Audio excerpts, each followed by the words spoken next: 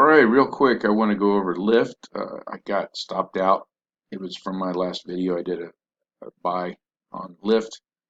It came down this area, it's reversed. It looks like it wants to go on down a little bit now, so I'm glad I'm out.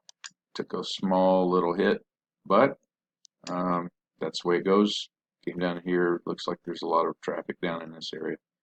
So I will move on now to Starbucks. I bought Starbucks the other day, and I want to talk about it for a minute.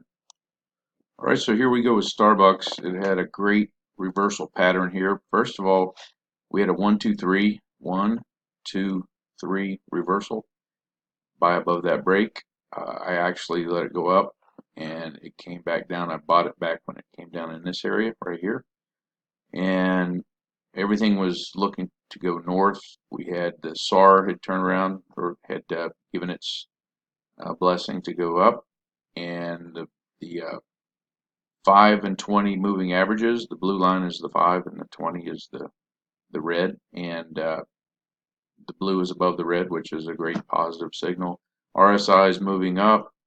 As I said, the MACD is moving up, and the ADX line is not moving up yet, but the DI or DMI has turned positive.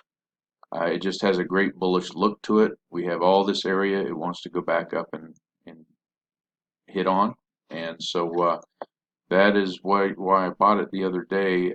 All I did was buy a call option, and I bought it at 55 cents. Right now it's at trading 93.94, so that is right around 40 bucks for one contract. So I did put a sell order in at $2.50 because there's 38 days left on this contract. And once it goes under 30 days, from what all the studies I've been looking at, they say it starts depreciating pretty quick. So right now, over 30 days, they say it holds pretty much and doesn't depreciate on holding. The actual call, which I purchased, I did not sell it like in a credit spread or anything like that. So that's my strategy right now. Here's the other chart. Everything, like I said, is looking really good.